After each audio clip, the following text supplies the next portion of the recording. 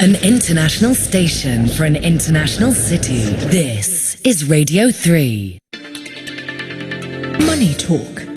Good morning and welcome to a brand new month of Money Talk on Radio 3. It's 8:03 in Hong Kong on Monday the 2nd of August. This is Peter Lewis with the business and finance headlines. Hong Kong's economy grew 7.5% year-on-year in real terms in the second quarter of 2021. China's factory activity last month grew at the slowest pace since February 2020. The official manufacturing PMI for July came in at 50.4 compared to expectations of 50.8 and the previous month's reading of 50.9. The US stock market regulator has launched a crackdown on new Chinese listings. The Securities and Exchange Commission said on Friday China-based companies will have to disclose more about the way their offerings are structured and contacts with the Chinese government before listing in the US. Companies will also have to say whether they've received permission from Chinese authorities to list in the US. The China Securities Regulatory Commission said yesterday it's seeking to step up communication with the SEC to further improve transparency and predictability of policies. It's 8:23 on the phone from Shanghai's independent economist, Andy Shi. Good morning, Andy. Good morning.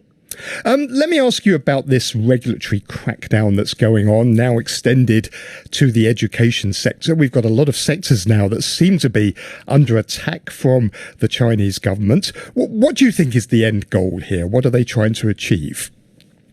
Well, the government has been restructuring the economy to make it consistent with its political agenda.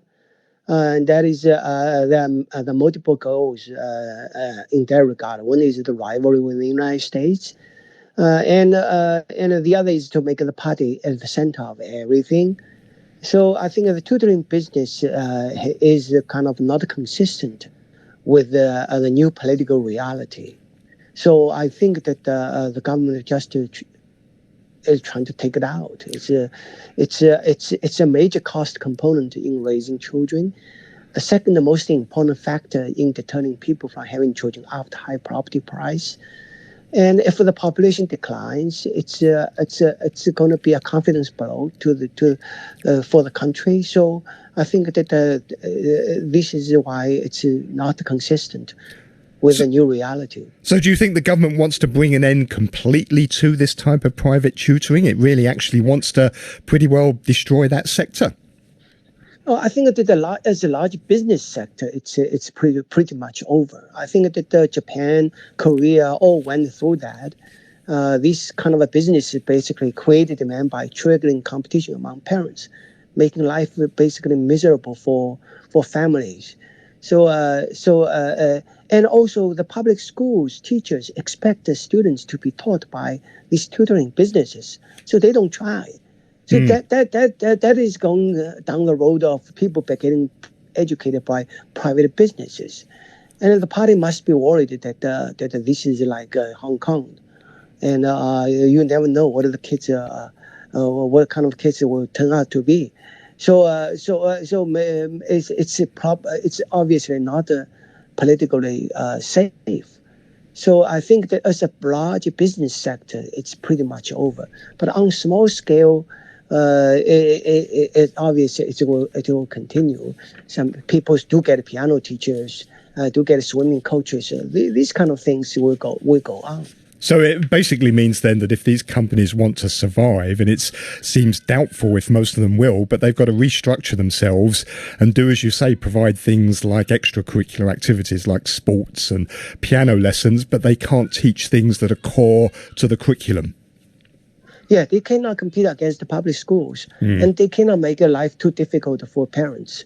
So I think that tutoring will exist, but as a large businesses, it won't be a business like anymore. People, multi-billion-dollar corporations, they won't exist. But isn't this we've seen this in other places in the world as well, where private education has developed, and it tends to happen because you have a university sector that's very, very hard to get into. So, for a lot of people, the only way they can get into university is to have this private tutoring. And it's also a sign of the income gap and the wealth gap in China as well. So it's really a failure of policy, isn't it, rather than the fault of these private companies, which always tend to step up and fill the gap when you have that type of policy failure. Yeah, I think that the issue is that parents obviously want their children to succeed. And some parents have resources, many don't.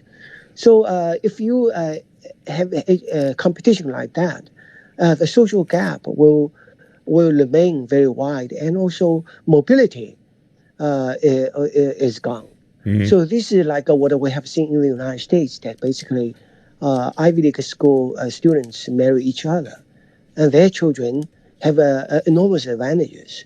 So if China goes down that path, the current political system may not survive. I think that the Communist Party is very vigilant.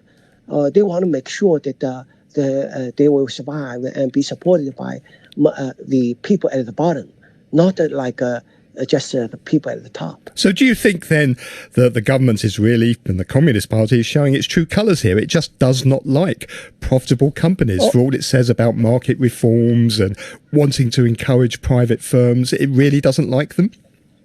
No. I think in China is basically everything is about politics, political agenda about everything else. And the issue is that market, it doesn't. Chinese government doesn't believe in the moral superiority of private business. So the government has the final word. So this is a political reality that is going to be with us for basically forever. And in China, there is no power outside of the government.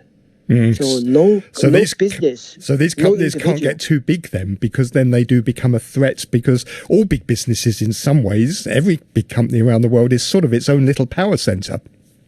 Yeah, this is. I think the government knows that some private businesses are really useful, like private steel companies are more efficient, and so what do you do? So I think the government is trying to create a structure to put in the top people at these companies. What we see is at these internet companies, for example, it's like a state-owned enterprises where they have a formal party structure, and the people in charge are all within the party structure. For private companies, something similar probably will be created. Okay. Just before you go, let me get a quick comment from you on the PMI data that we had. Factory activity last month grew at the slowest pace since February 2020. Is this another sign that the economy is peaking? Yeah, I think that the Delta variant is really slowing down the global economy. And I think it's possible the third quarter, the world economy may contract. And the Chinese economy is driven by export and property, the two sectors. So obviously, the economy will slow down during the third quarter until the pandemic eases off again. Okay, great. Well, thank you very much, Andy. It's always good to talk to you. That's independent economist Andy Shi. You're listening to Money Talk on RTHK Radio 3.